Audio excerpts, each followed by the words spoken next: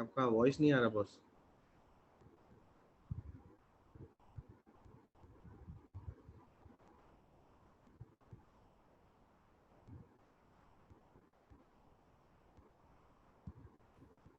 Now it will be there. Yes. ठीक है अभी? हाँ जी. So we will talk about vasoactive drugs or inotropes.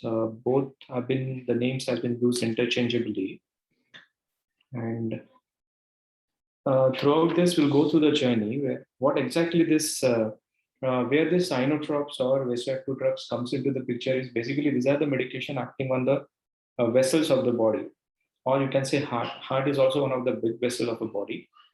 So they do the two types of function. One is either the improves the contraction of the heart. Second thing is either constrict the blood vessels or dilate the blood vessels. These are the main kind of functions they do when we are utilizing these medications. But the ultimate aim of this medication is to improve the cardiac output or probably balance the VO2 or DO2. What is DO2 is delivery, VO2 is utilization. So by utilizing this medication in uncontrollable conditions like when the blood pressures are low, when the heart is not contracting well in the form of myocardial dysfunction, cardiogenic shock, we try to use this medication. So the goal requires two physiological objectives. One is adequate perfusion pressure, which is very, very important, and adequate cardiac output to deliver the oxygen. So everything in the body is DO2, VO2. If we are not able to supply the demand or are not able to comply with the demand, the things will go into the shock. So as I say, VO2, that means utilization, DO2 means delivery, everything in the body relates on two. If you are not able to do either of the things, the child will go into the shock or metabolic decompensation. We call it shock. Then let's. This is an oxygen carrying capacity of the blood, or it depends upon how much oxygen is carried out by, I would say, in a cardiac output. So cardiac output is stroke volume into the heart rate. Arterial oxygen content, the formula is saturation into hemoglobin into 1.34 because each gram of hemoglobin carries 1.34 grams of oxygen, and there is a dissolved form of an oxygen. This is the way we can say in a cardiac output. That means in a minute, the amount of oxygen carried out by the heart, and ultimately what happens in a decompensated way. What we want is we want the heart to do a more function so that the DO2 is maintained. There are certain other things we also do to reduce the VO2. VO2 is utilization. We keep them sedated, we give them oxygen, we give them an antibiotics, we keep the temperature control. All of things is to decrease the VO2. So there are two ways we can improve the DO2. One is, as I told you, cardiac output. So cardiac output is basically stroke volume into heart rate. So you can say, why can't we increase the heart rate? We can increase the heart rate, but it has a limited function. After increasing the heart rate to an extent, sorry for the background noise, this is related to patients around.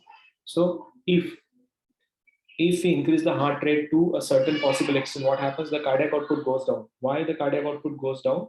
Because if my heart rate is high, the diastolic time is less. If the diastolic time is less, 1 minute, I'm sorry. So if the diastolic time is less, the diastolic relaxation will be less, and the diastolic relaxation will be less.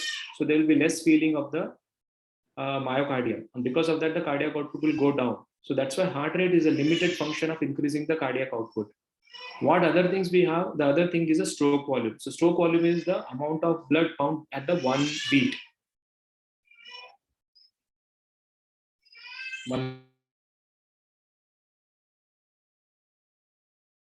I just wait for 2 seconds. There is, and the second thing is arterial oxygen content.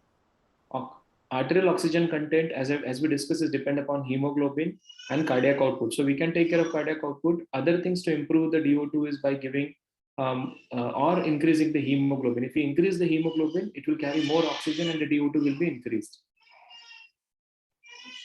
So this is a curve which suggests of oxygen consumption and oxygen delivery. So what happens is this is called as a critical DO2. What is critical DO2 in any steady phase in the body? What happens is for the varied range of a delivery, for a varied range of a DO2, the VO2 remains same, constant. That means even if you increase the delivery to the maximum extent or supply, still the consumption remains the same. But after once the oxygen DO2, the critical DO2 or the delivery goes down, there will be a significant drop in the consumption. So this is a very, very important point for anaerobic threshold. Or here it's a point where the lactic acidosis start, metabolic acidosis start. In a disease state, this curve goes up. That means the threshold where actually the demand and supply goes down become a little bit higher. So it comes early rather than late. This diagram tells about how we're going to decide about utilization of an inotrope. So remember, as we said, DO2 DO2. 1 minute, friends.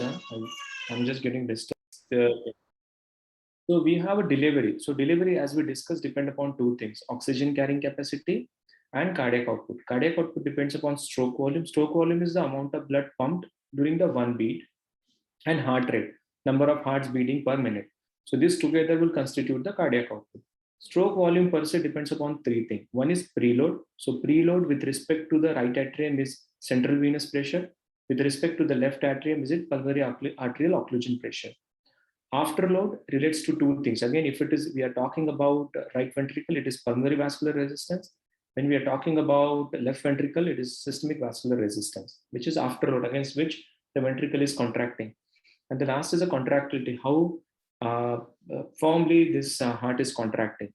And oxygen carrying capacity, as we discussed, depend upon dissolved PaO2, saturation, and hemoglobin. So to improve the DO2, we can do so many things. Like if I improve the saturation, the DO2 will increase. If I increase the hemoglobin, DO2 will increase. If I increase the PO2, DO2 will increase. If I wanted to increase the DO2, I might have to increase the cardiac output. We discussed that heart rate has a limited variability. To certain extent, it might increase the cardiac output, but subsequently it might not increase the cardiac output because the diastolic time becomes small. To how to increase the stroke volume? So we do a lot of things. We give a fluid bolus by increasing the preload. Afterload, we use vasoconstrictors. Contractility, we use inotropes. So we have two, inotropes and vasopressor. Inotropes is the things which actually what you call the constrict the heart or contract the heart, sorry. And vasopressors are which constrict the blood vessels. So as we discussed, they modulate the vasoconstriction and increases the blood pressure. But if the heart is not functioning well here, what happens? It adds to a more kind of a stress over the heart, myocardium, and which result into the myocardial failure if you won't take care of inotropy.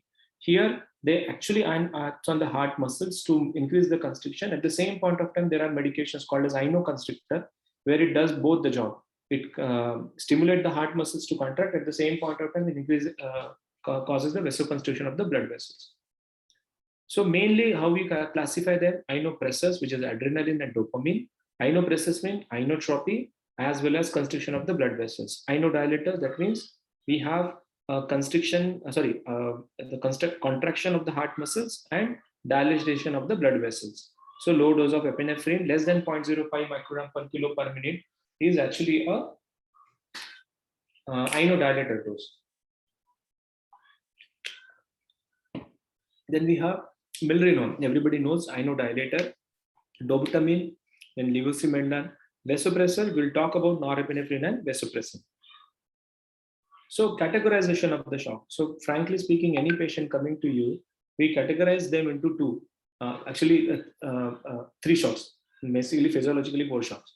So hypovolemic, what happens in hypovolemic shock is, you can say the patient who had hemorrhage, capillary leak, or it might be related to distributive shock where you lose a lot of water into the third space. So there is a decrease in the effective circulating blood volume.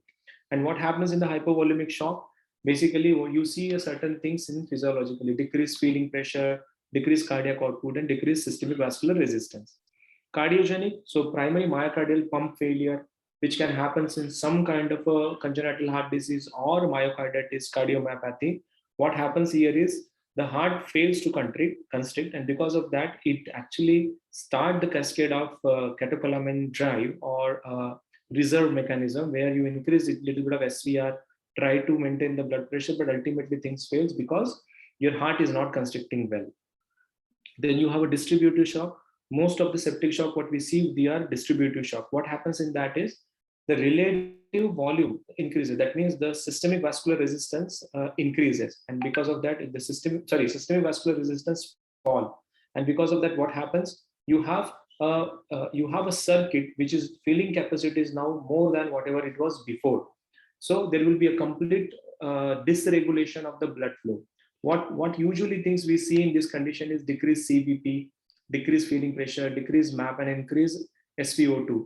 The increased SpO2 is because of the cells are not utilizing the oxygen appropriately, and the causes are sepsis, neurogenic shock. Sometimes we see a distributive shock. This is one of the most common shock we see, and if it is not taken care properly, ultimately you land it into myocardial failure, obstructive shock, where the blood is not getting into the blood vessel. It might be related to some obstruction related to thrombus, or it might be related to aortic obstruction. It might be aortic stenosis or massive pulmonary thromboembolism. So this is an alpha and beta adrenergic effect of the medications. So you can see the alpha effect predominates, which is a vasoconstriction once you go down on the ladder. So we'll have a phenylephrine, which is very, very potent alpha constrictor, norepinephrine, epinephrine. What about the beta 2 effect? That means mainly the tachycardia effect related to this medication. So you know maximum is with the isoproterenol, then slowly goes down. Actually, norepinephrine doesn't have any beta effect. It is mainly alpha constrictor. Same thing with the blood pressure medications, alpha and beta. So hemodynamic effect of vasoactive agents. We have a dopamine. What dopamine does? So dopamine has an effect. So dopamine is basically pre-drug. At the blood, it's get converted into mainly epinephrine and norepinephrine. So we have vasoconstrictor, increased SVR because of the dopamine, inotropy and chronotropy. Inotropy means again it's increasing the constriction. Chronotropy means increasing the heart rate.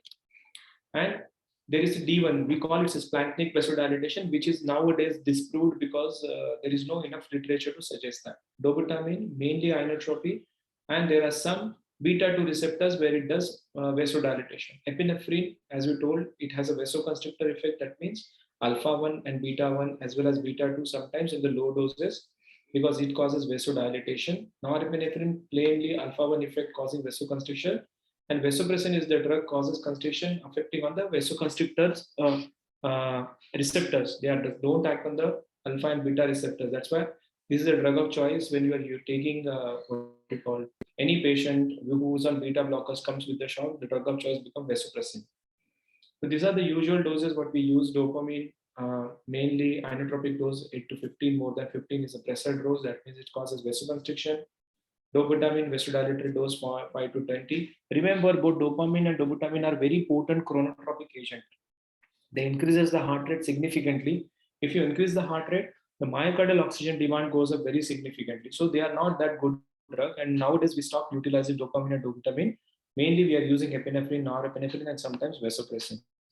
The doses are pretty sure, and as I told you, epinephrine in the dose less than 0.05 microgram per kilo per minute has a beta 2 effect also, so kind of a vasodilatation. So it's a inodilator. Norepinephrine, plain vasopressors. Vasopressin, again plain vasopressor, and milrinone is an inodilator which has an inotropy and dilatation effect. So how to decide about vasoactive agent? So key point and what contains what we are starting. We'll talk about it. I have a small slide to show how to choose an inotrops. But few things are, what is the pathological condition of a child? What is the physiological goal? Whether we wanted to improve the cardiac output? What is the blood pressure? What is the contractility of the heart? Will help you to choose an inotrops. So remember that when you are choosing an inotrops, the ladder is not like that dopamine, epinephrine, norepinephrine, milrinone, vasopressin. So we have to use a goal specific or a physiology specific inotrops. And remember, this is a continuous process. That means you are thinking that one inotrop is important now. After a few hours, it could be another antibiotic inotrop which is important. So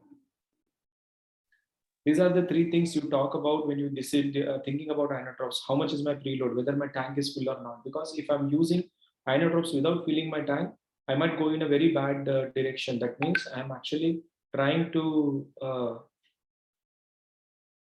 1 minute, sir. Hello. I'm busy in the lecture. Can you call me after some time, sir?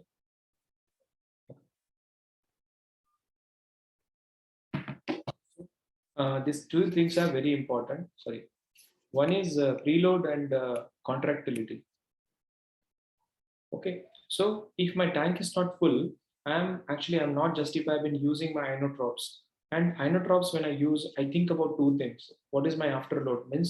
Afterload means against which I am acting. Whether I should increase my peripheral vascular resistance or should I decrease my peripheral vascular resistance? And how is my contractility? Whether my heart is constricting well or not. This itself will decide about what inotropes I am going to use. So let's talk about the case so that we get an understanding what kind of inotropes we should choose. So we have a 10-year-old female girl who presented to the pediatric emergency with complaints of a fall before 10 days. Like she had a fall 10 days before. There is a swelling of the right lower limb for 7 days, fever since last 3 days, and breathing difficulty. So we are dealing with some kind of a trauma.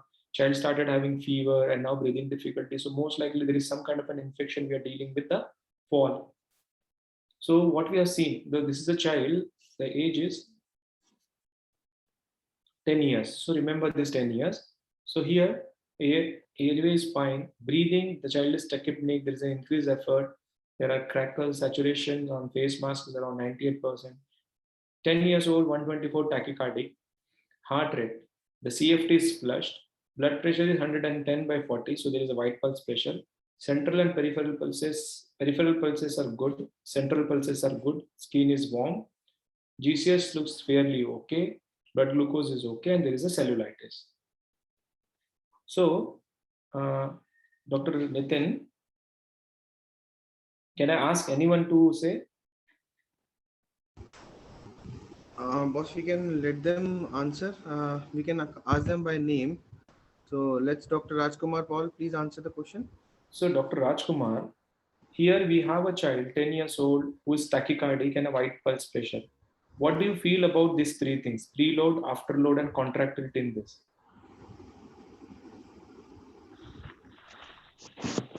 Is it preload is fine? So what kind of a shock we are talking about? Hypovolemic, distributive, obstructive, cardiogenic? Sir, actually my network is very bad today. Sir, the question is about, sir, can you repeat the question once more? So this is a 10-year-old child with some infection, and now central pulses are good, peripheral pulses are feeble, and there is a white pulse pressure and tachycardia. So is a compensated shock or a decompensated shock? So the blood pressure is normal. 110/40. So it's a compensated shock, sir, compensated shock. But the pulse pressure is white, means there is fluid deficit. So pulse pressure is white means fluid deficit, or pulse pressure is low means fluid deficit? Sir, pulse pressure narrow means fluid deficit, wide means there is fluid, sufficient fluid in the system. Yes. So is it like that? There is a white pulse pressure is white pulse pressure is good. That means or white, that means a fluid deficit. Is it like that? So actually I got confused. Okay. So what I'll tell you, definitely simple things. It is a compensated shock. It's not a decompensated because blood pressure is maintained. So systolic blood pressure corresponds. Remember, systolic blood pressure corresponds to your stroke volume.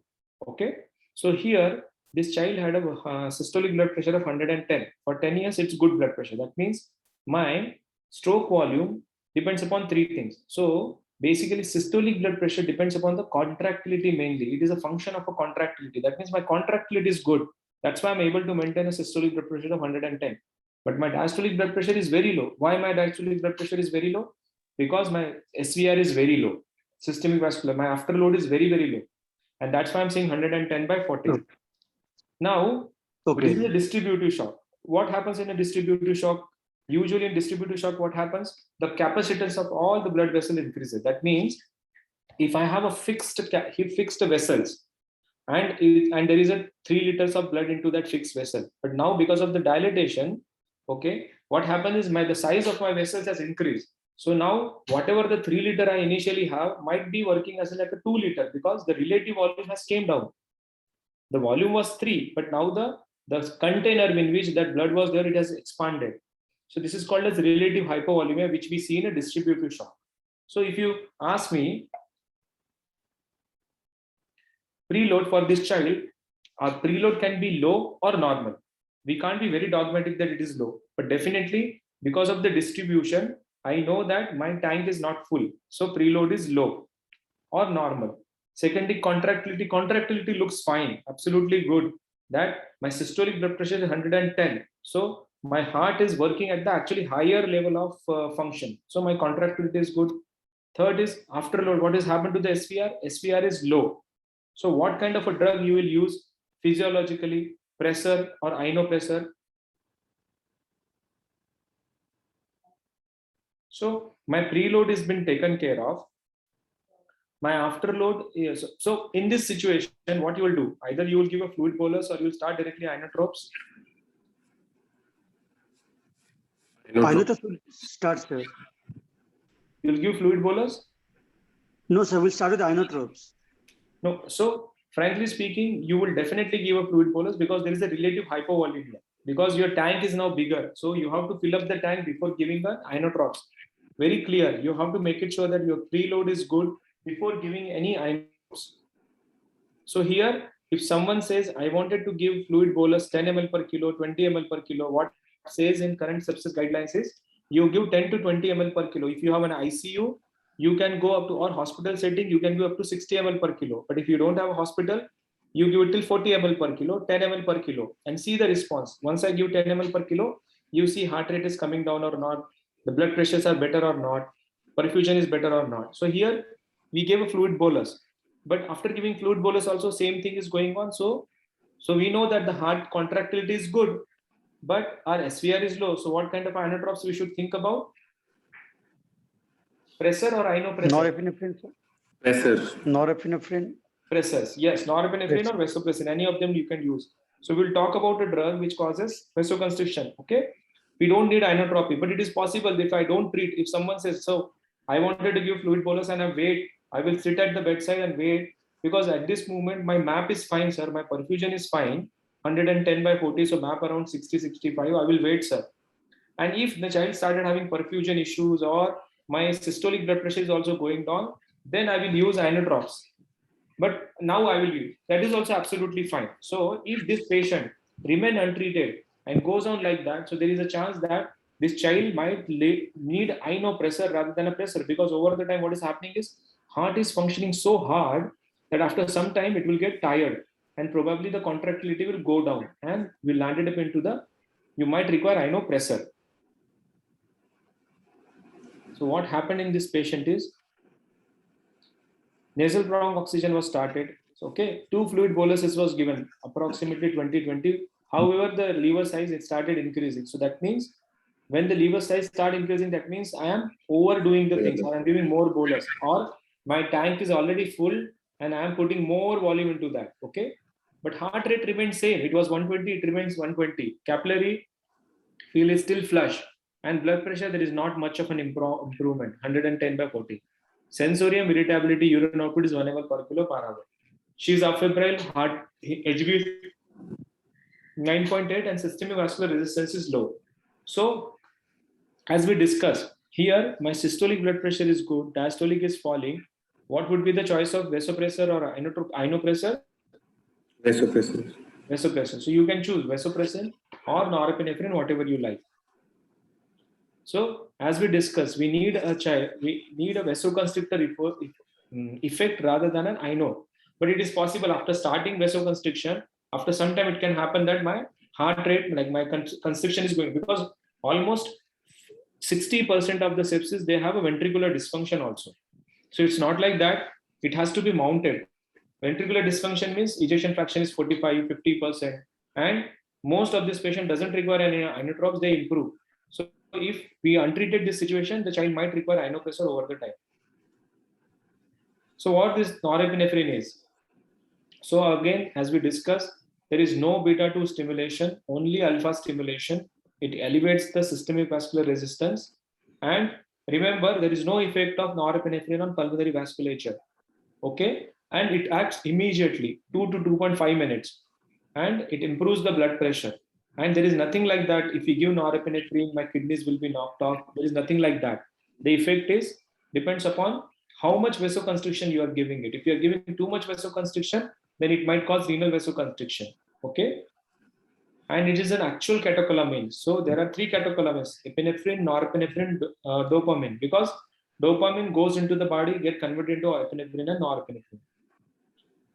So as we discussed, norepinephrine is a drug of choice in adult with all sepsis and septic shock. Nowadays, dopamine is not used because it increases the chances of mortality and morbidity. So drug of choice is norepinephrine. And we have to balance the systemic vascular resistance and cardiac contractility when using norepinephrine.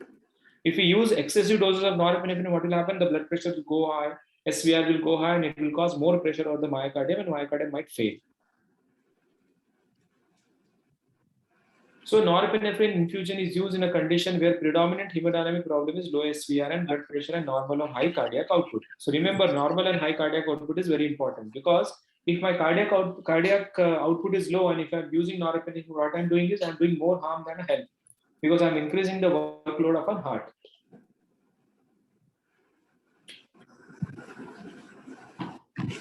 So this is about norepinephrine. So again, if I use excessive doses of norepinephrine, I might cause excessive vasoconstriction, and it might pull a lot of pressure over the heart and increase the myocardial oxygen demand. So we have to balance. And remember, whenever you are starting the inotropes, it's not like that whatever dose you started is the final dose.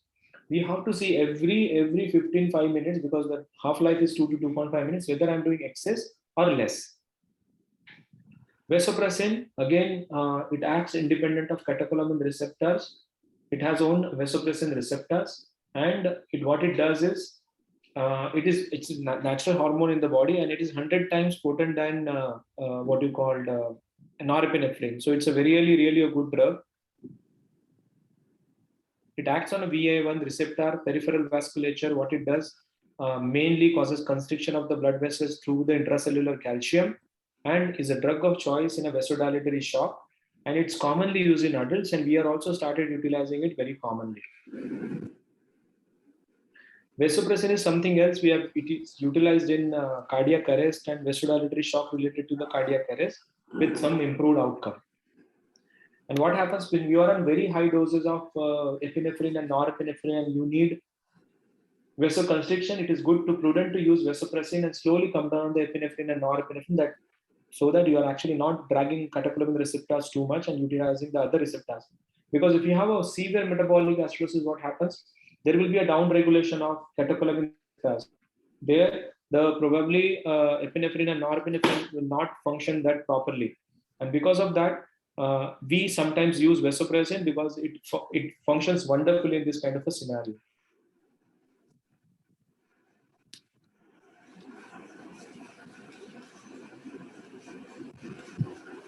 So be vigilant when you have a myocardial dysfunction, because if you increase the SVR too much in this patient, it might actually result into the myocardial failure. Sometimes you can have thrombocytopenia, elevation of liver enzymes, and sometimes skin lesion, ischemic, because of the excessive vasoconstriction. So make it sure that you are not just continuing the medication and every time titrating the dose. Let's talk about second case. So this is an 8-month-old male child who presented with cough, cold for 3 days, irritability for 1 day, and not feeding well for 6 hours. So there is no fever, nothing. Apparently well child. Sorry, I'm feeling a little bit tired. No worries. So airway open and stable. Okay, circulation. So what we have, anyone here?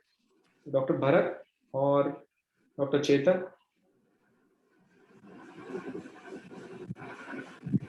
So we have a tachycardia, 8-month-old. CFT is prolonged. Blood pressure is for 8 months old. The systolic would be normal around 70, 72. And diastolic 40 is fine. Central pulses are good. Peripheral pulses are poor. Skin is cool. There is a tachypnea. There is increased work of breathing. Saturation require oxygen. Child is little bit irritable and blood glucose are fine. So what is happening here? First of all, airway is compromised. Airway is open and stable. Breathing is compromised. Breathing is obstructed. Okay, suction. So what do you do? Might require suction. Okay, you do suction then. Then position the airway. Yes. Position the airway, and subsequently, if it's not getting relieved, then we have to intubate the child if required. No, And before intubation, you need to know now. So this is a 60, but maintaining saturation, what you'll do, you might start NRM or face mask or CPAP or something like that. You will not straight away intubate this child. Yes, sorry. Circulation First, regarding stabilize the circulation. breathing. If you That's intubate a technical. child with a heart rate of 184, CFT of 4, and all those things, what will happen? The child might collapse. You have to make it sure that things are ready for you before intubation. So now 184 heart rate is tachycardia for this child. And blood pressure is, so this age of this child, sir? 8 months. 8 months. Okay, we come then normal.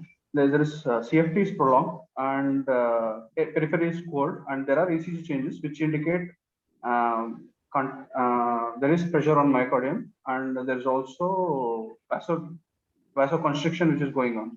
Yes. So what do you do? Sir, then probably ionopressor. No. No, So no, remember, this class is about Correct. vasopressor and androp doesn't mean that you're going to start a vasopressor immediately. So this I is a will- child. This is a compensated shock or decompensated shock? Sir, it is compensated. Compensated shock. BP is But what is happening is he's maintaining blood pressure. Tachycardia is there, but the peripheral perfusion is bad. So now you stabilize the respiration, you give oxygen, and all those things are fine. Now about for circulation, you'll give fluid bolus. Yes, sir. Fluid bolus is indicated. How much fluid bolus you'll give?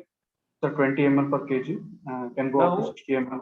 Now it is very clear from the current surviving sepsis guidelines that you don't give 20 ml per kilo, you give 10 to 20 ml per kilo. So always make a habit that you give 10 ml per kilo, reassess whether the things are stabilizing, whether the heart rate is coming down or not, blood pressure is improving or not.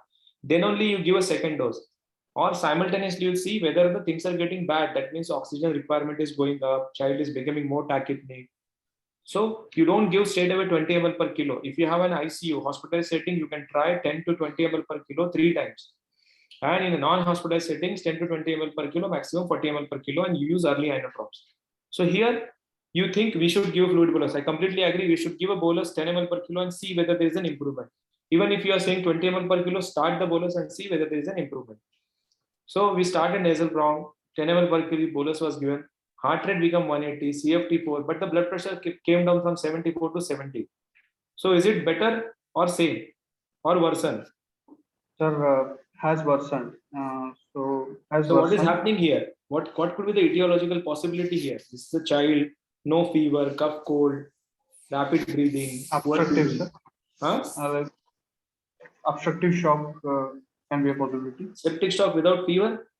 Obstructive shock. Obstructive. Which kind of an obstructive shock? What happens in obstructive shock? For example, pneumothorax. Okay, pneumothorax. So then what happens in a pneumothorax if you give fluid bolus? There The has to be pneumothorax, sense- if you give fluid bolus, there will be some improvement in the blood pressure.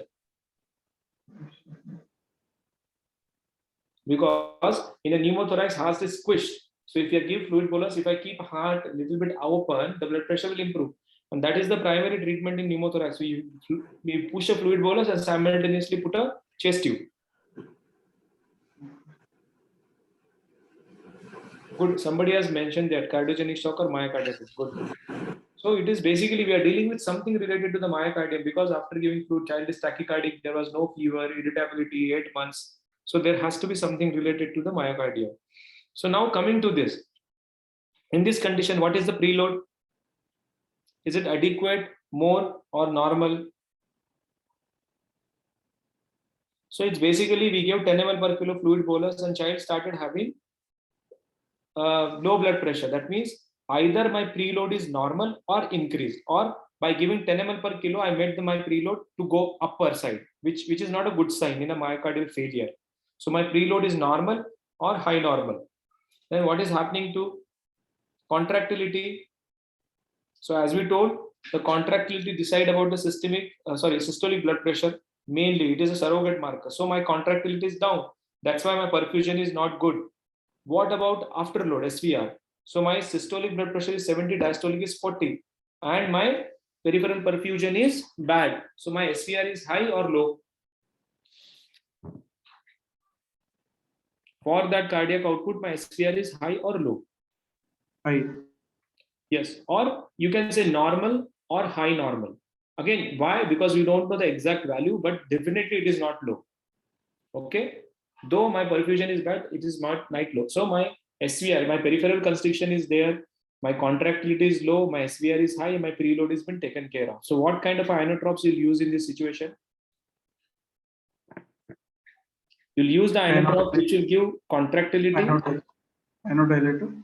Yes, and it will make the SVR little bit low. So use inodilator. So what are the inodilators?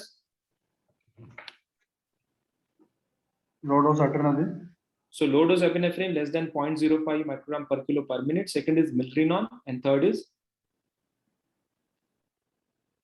levosimendan. But for medication point of view in sepsis, septic shock, what I would suggest is always think about low dose epinephrine first, because it's a very safe drug.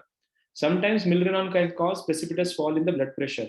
So what you do, whenever you are thinking about starting milrinone, you can start milrinone, start with the low dose 0.2, 0.25 microgram per kilo per minute, and simultaneously keep norepinephrine also ready. Because if there is a precipitous fall in the blood pressure because of the milrinone, you can start norepinephrine for sometimes to balance. Because when you start milrinone, the effect of inotropy and vasodilation doesn't go hand in hand.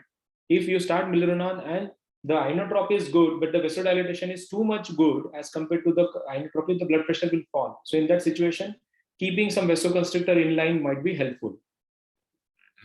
But there is a question related to the case, and we can take it right now. Dr. Ketan wants to ask, please explain SVR again in myocarditis. Sir, explain. So what happens? SVR in the myocarditis is nothing like that. It's a different entity. SVR can be low, high.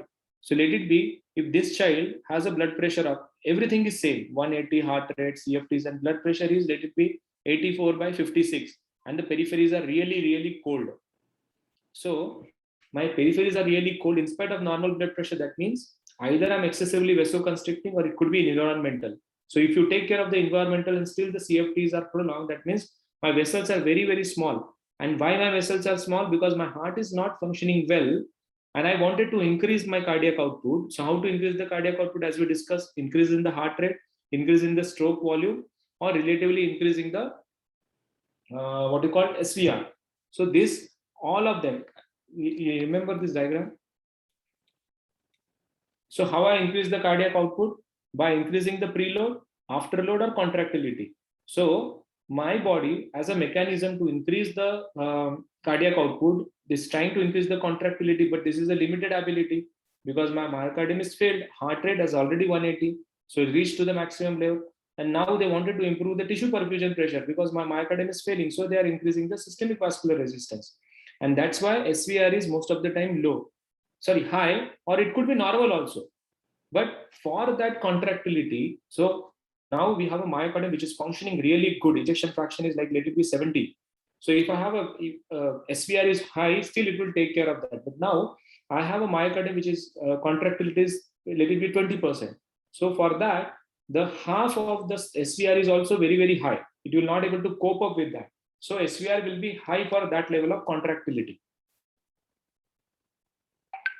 So here, let it be in this patient, if the blood pressure is 50/20. If the blood pressure is 50/20 in an 8-month-old, so what is happening?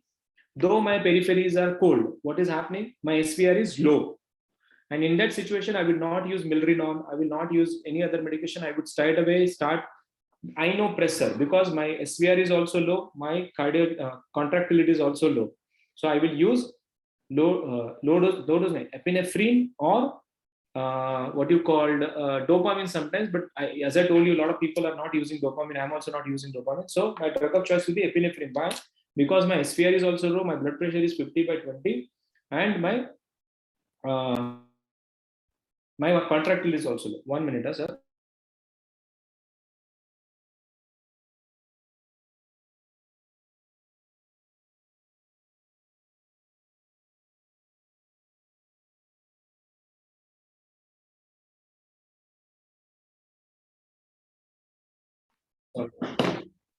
Okay.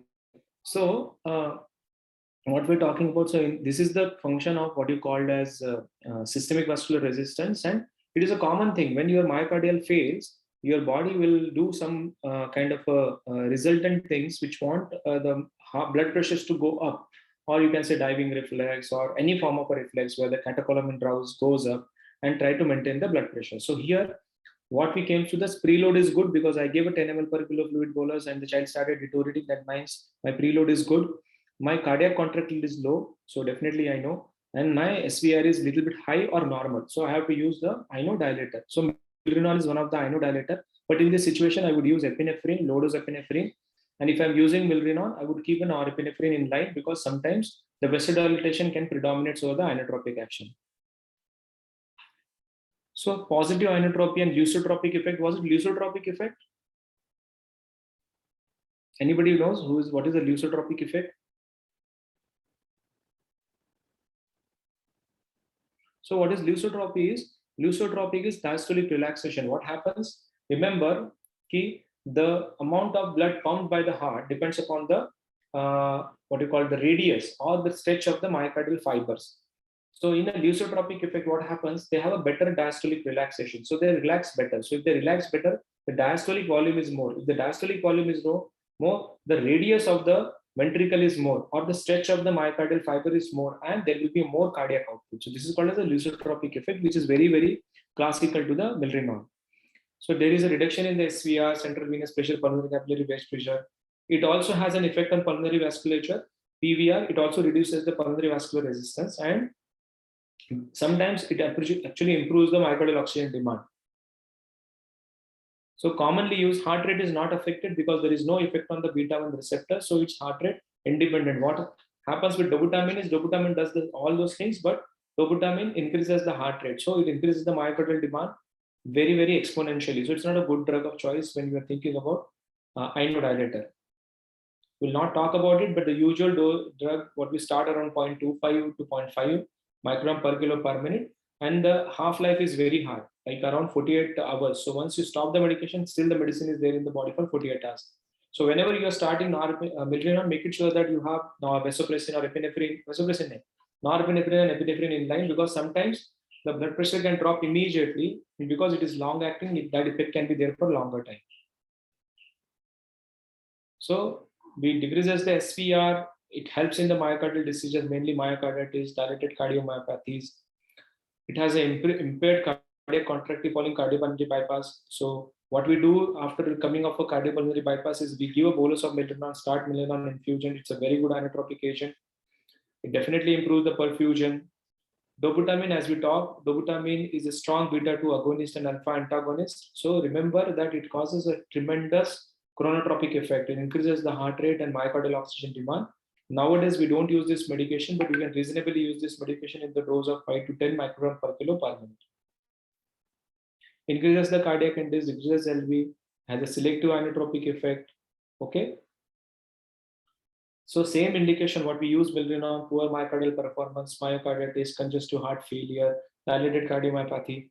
As we discussed, there is a marked tachycardia. Dobutamine is also more arrhythmogenic than other medication, and for prolonged use, if you continue giving that, it can cause headache, nausea, and vomiting. So two more important things: increases oxygen demand and dysarrhythmias.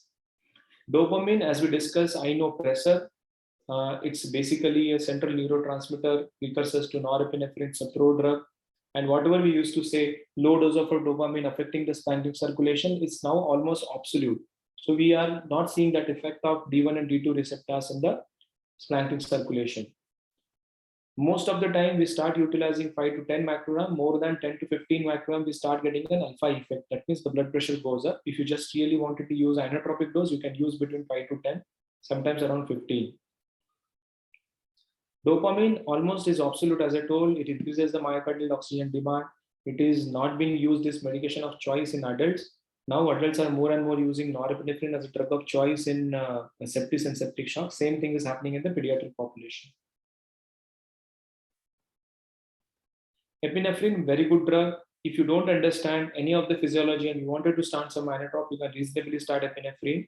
A lot of people feel epinephrine causes marked tachycardia, but it's not like that. It's really a safe drug, less arrhythmogenic. But after starting this medication, you see that your heart rate is going exponentially high, or there is an arrhythmia happening, then you should come down and stop it. Otherwise, it's fine. Higher doses of epinephrine pushes the boundaries of the mitochondrial cell, and causes lactic acidosis. Infusion, as I told you, inoconstrictor dose is mainly more than 0.05 microgram per kilo per minute, around 0.05 microgram per kilo per minute. It's an inodilator. As we know, hyperglycemia, lactic acidosis is one of the side effects related to. Again, levosimendan is something like milrinone, but act on a different mechanism related to the calcium. What happens is it helps the myofilaments to relax, improve diastolic relaxation, what we talked about called as a lusotropic effect, which is very, very important. It doesn't cause any ischemic effect on the heart, and it has a vasodilatory properties on the blood vessels through the same mechanism as heart. There are other medications available which are not of our use. So this is done. I will show you one diagram.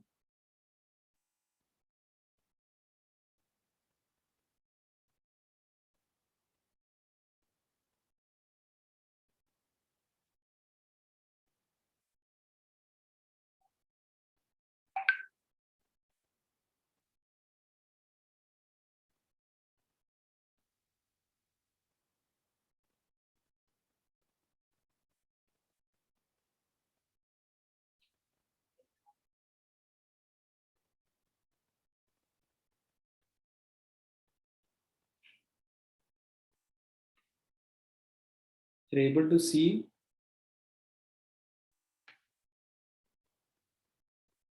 Okay.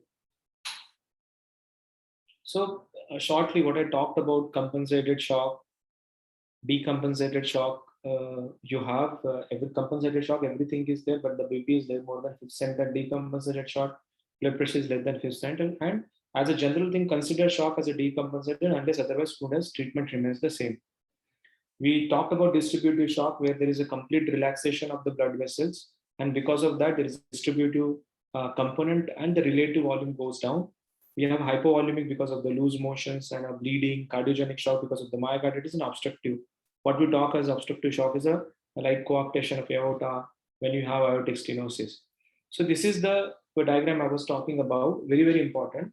So the first thing, or the first case, the 10 years old girl with heart rate of 120, blood pressure of 110/40, and periphery is warm. We were talking about two things. So what was happening in that patient? Let's talk about this. This is a cardiac output here and systemic vascular resistance. So that child has a high cardiac output because heart was functioning very high. The systolic blood pressure 110, and systemic vascular resistance was low because my diastolic blood pressure was almost 40. So SVR corresponds to diastolic blood pressure. So what we call as a warm shock or early septic shock. Now this terminology is obsolete: warm shock, cold shock, and all those things. But this is a shock. So once you have a high cardiac output and low SVR, the drug of choice becomes a medication which can constrict the blood vessel, what is called as norepinephrine. When we are talking about a condition which most of us see in the patient, the cardiac output is low. That means the child is cold, heart rate is high, blood pressure is very, very low. Okay, so this is where the inotropy is also low, SVR is also low. So we try to utilize the medication where it can constrict the heart and increase the SVR, mostly epinephrine and dopamine. And this was the third condition. What the 8-month-old baby, what was happening is the cardiac output was low. It was a myocarditis.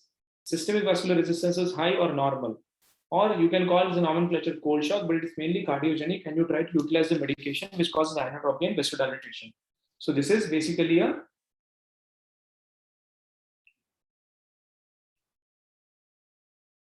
related to inotropics. So what is very important here is their inotropes are, I have something I'll tell you.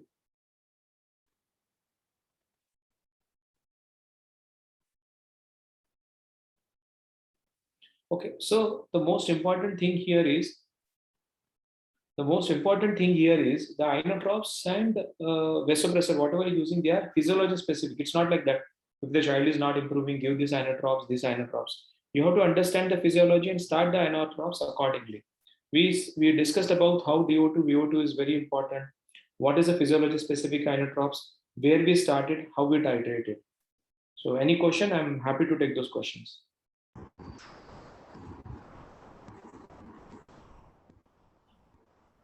Dr. Nitin? Boss, I will wait for another minute. There is no question as such, but I believe it's such an interactive session. So I will ask question. So in the first condition where we said blood pressure is 110/40, okay, I'll get that scenario so that. Yeah.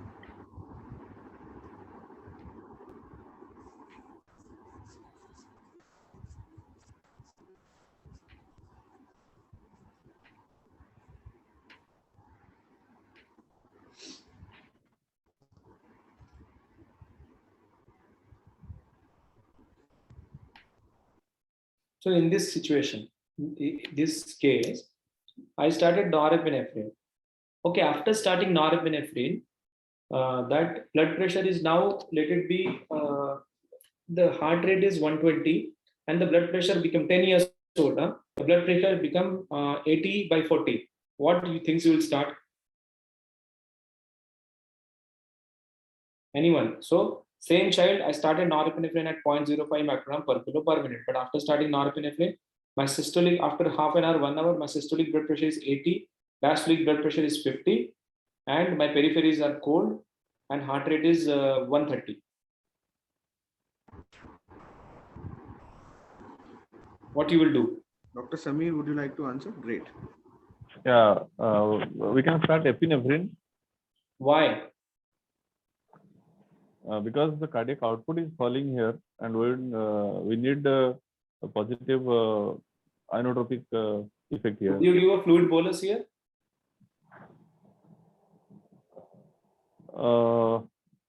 Yes, a fluid bolus could help also. So again, Yeah. what I wanted to say, just do the 3 steps. So once you see the situation, heart tachycardia, blood pressure is low. So what is my preload? My preload is fine or not? Okay, I don't know exactly my preload is fine or not. Let's try 10 ml per kilo. Or if you have a bedside echo and all those things, you can check the preload. But if it is not there, let's give a 10 ml per kilo. You are giving 10 ml per kilo, you are checking blood pressure is improving or not, heart rate is going down or not. Oh, heart rate is not going down. That means my tank is full. Now my systolic, my cardiac contractility is low. Why? Because my systolic blood pressure is also falling. My diastolic blood pressure is okay, but I'm cold. That means there are 2 reasons that my cardiac output is low. So what should I do? So let's start some inotropic. Keep the norepinephrine and start some epinephrine because you need now more inotropic and see how exactly happens and how the things improves. Yes.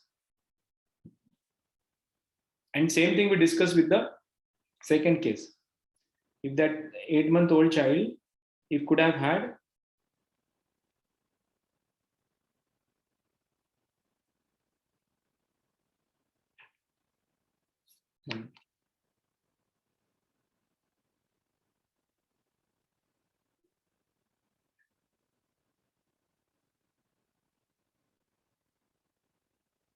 it's very slow. In this child, if the blood pressure could have been 44/20, then I wouldn't have tried milrinone or dobutamine. I could have straight away went upon and started inopressor because at that point of time, I wanted to save the child rather than thinking about. So I want my inotropic to go up, my blood pressure to go up. So inopressor will be the drug of choice. So it's not like that. Any myocarditis, I am going to start inodilator. I'm going to start any patient. I will think about preload, what is afterload, and what is contractility. Then only I'll think about starting any medication. Boss, what about usage of dopamine and its arrhythmogenic nature? And is there anything other than this reason that dopamine ultimately gets converted? No, dopamine basically, dopamine goes into the body, act by the deaminase to make it epinephrine and norepinephrine. So if you have an epinephrine, norepinephrine available, there is no utilization of dopamine. Second thing is dopamine is a too much chronotropic agent, so increases the heart rate more than the inotropic. So basically increases the myocardial oxygen demand. Third thing is because it has a more bromotropic effect also. Bromotropic means it is more conductive also. So increase the chances of arrhythmias. So all collectively, it is found that when you give dopamine in adult population for septic shock, it increases the mortality. Same thing is in a pediatric population. So it doesn't do a good. So we have a drug. So why to give a pro drug when you have a proper drug available? So dopamine, almost since 2013, I'm not using dopamine. I've never utilized dopamine. And almost what they called as a fall of a giant. Now nobody used dopamine in the adult ICU. Also, some people have questions regarding if there is no central line, can we not start inotrope or vasopressors? Is it You like can start. So what happens now? There is a good study to start an inotrope through the external jugular vein. So you can cannulate the external jugular and start. It is reasonably you can start up to 0.1, you can give it, but after 0.1, also you have a leisure to get a central line. That is good. If it is not, still you can start the inotropes to the peripheral line. What you can do is you can double dilute them. That means if you are putting 1 milligram in 50, so put 0.5 milligram in 50, so that the concentration is less and it is causing less injury to the vessels. When to decrease, how to get idea regards actual cardiac output. There is no way you can get an actual cardiac output, but it is a basically as a narrow balance between demand and supply. So if the demand and supply is maintained, what will happen? You will have a good urine output, your sensorium will be good, there will be no metabolic acidosis, and child will subsequently improve. That means you have achieved, your heart rate will be not. So goals of a shock. If you see the goals of a shock, this is normal sensorium, normal heart rate, normal blood pressure, normal urine output, peripheral to core temperature difference becoming normal, urine output more than 0.5 ml per kilo per hour, mixed venous more than 70, which we can't do. So these are all, except mixed venous, all those things are clinical. Then we can say my cardiac output is fine to take care of my body image. But we can't say this is the normal cardiac output. The cardiac output, let it be 5 is the cardiac output, normal for anyone, but still that person can survive on 3 also. So that means what we want is, we want 3 at that point of time, so that my things has been taken care of.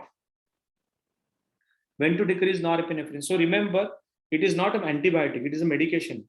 So once you have a normal blood pressure, things are fine, and your condition for which reason you started inotropes, maybe it's a pneumonia, infection, you started inotropes, sorry, you started antibiotics and things started functioning well, the fever is less. So you challenge the patient after 6 hours, if you are on, let it be 0.3 of norepinephrine, you challenge the patient, make it 0.08 and see whether my blood pressure is falling or not. Because whatever you are giving, that doesn't mean that the child requires the same. Child might be requiring less than that. So make it sure that you are challenging the patient after every few hours to decrease the doses of medication. Oh, thank you. Sir, when can vitamin be useful? In what situation? What is? I want to know when can dovitamin be useful in what situation? So dovitamin is useful in that second case what we discussed. When we are thinking about myocardial failure, that myocarditis, cardiomyopathy, that when my heart is not contracting well and my blood pressure is reasonably maintained. If my blood pressures are low, that means my SVR is also low, okay, and my myocardium is also low. So I have to start inopressor. But if my blood pressures are relatively okay and my cardiac contractility is low, then only I will consider dobutamine or milrinol. Inodilator. Dobutamine is an inodilator. Thank you, sir. I think we have addressed to all the questions, and we can close the session.